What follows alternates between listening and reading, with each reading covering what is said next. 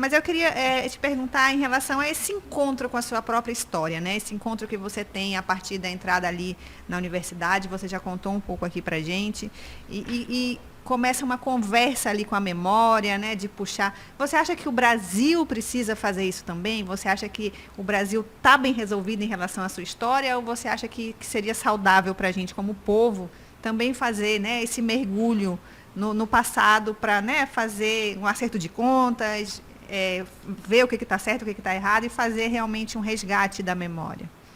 Ai, obrigado pela pergunta, Aruans, porque eu acredito que é um movimento de ancestralidade, todo esse conduzir da minha trajetória, que eu compreendo como uma condução da minha avó, das que vieram antes de mim, que se silenciaram por muito tempo, por todo um processo de genocídio e violência que elas tiveram que passar, mas que garantiu também que nós pudéssemos estar aqui hoje, falando em português, como um ato de resistência para honrar essa memória delas. E o nosso país, ele tem uma dívida histórica com a nossa própria história, onde a gente não se reconhece enquanto povos originários, enquanto povos negros que somos. A raiz dessa construção desse país, ela se dá nessa perspectiva indígena e negra, mas que a gente se envergonha, que a gente quer continuar matando. Então, é necessário, sim, e sobretudo nós do Amazonas, né, que estamos numa região que tem a maior população indígena do país, de fato.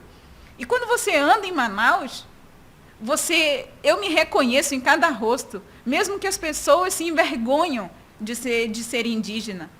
Porque quando eu olho para cada um deles, você é parente, mesmo que você negue. Sim. E eu entendo essa negação no sentido da violência que a mãe de cada um e a avó de cada um sofreu aqui. Mas a gente precisa nos conectar com a nossa própria história, porque a gente não tem história nesse país. Porque a história contada de quem somos, ela é a partir de uma perspectiva colonizadora, que relata até hoje nos livros quem somos, seres inferiores, seres preguiçosos. Mas nós não somos assim. Nós somos uma cultura linda, rica, viva, uma língua incrível, um modo de viver no mundo tão incrível que hoje a ciência ocidental está buscando os saberes dos nossos povos para tentar buscar um equilíbrio para esse mundo que está totalmente desequilibrado, um desamor, uma desumanidade que a gente não tem mais com o outro. E esse modo de vida dessas populações que resistem ainda, porque nós estamos vivos,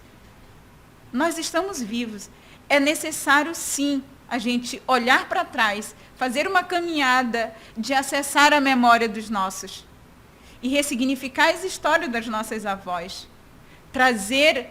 Porque muitos de nós temos nossas avós vivas. Se você sentar com sua avó para buscar saber como é que eles viviam antigamente, você vai estar conectado a um rio, você vai estar conectado a um território, e você vai estar conectada com uma ancestralidade indígena e negra. E que precisa a gente ter orgulho disso. A gente precisa ter autoestima para continuar existindo enquanto indígena. Porque por muito tempo ser indígena nesse país, até hoje, muitos não têm a coragem de dizer que são indígenas, por conta do preconceito que ele é existente, e sobretudo nesse estado, há muito preconceito sobre quem somos, né, sobre nossos corpos, nossa identidade, mas que eu acredito também num movimento muito bonito que está acontecendo e que é um chamado para todos nós. Eu falo assim, que a gente tem que entender as violências que aconteceram no passado. Mesmo que a pele de muitos mudou de cor, o seu cabelo enrolou, os seus olhos ficaram azuis, porque nós temos indígenas de olhos azuis, com cabelos encaracolados. Seus pais falam suas línguas maternas. Nós não podemos negar esses corpos indígenas dessa forma. Não tem indígena só com olho puxado e cabelo liso. A gente precisa reconhecer essas violências para a gente não negar o outro da forma que ele está hoje. E se conectar de fato, sabe? Ressignificando. A gente precisa ressignificar a nossa história. E, é claro, essa afirmação ela é muito importante. Inclusive, vai ter o censo agora, o censo ele é fundamental nesse momento. De quem é indígena. É para medir isso, né? Exatamente, para medir isso. E não se envergonhe, se você é de origem indígena, você lá não vai ser obrigado a apresentar documento se você é indígena. Mas o quanto é importante essa Amazônia se reconhecer indígena, até para que se amplie as políticas públicas para quem mora na beira do rio. Quem mora na beira do rio e se declara pardo, ele nega um direito para ele próprio. Porque essa Amazônia, ela foi classificada como parda numa política de apagamento.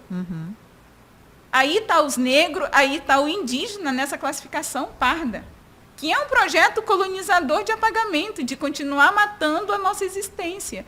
Então, o censo desse ano vai ser também muito importante para que a gente identifique essa Amazônia como indígena, sobretudo. Né? Então, é um recado também, e espero que as pessoas se conectem com a sua história e se reconheçam nesses processos.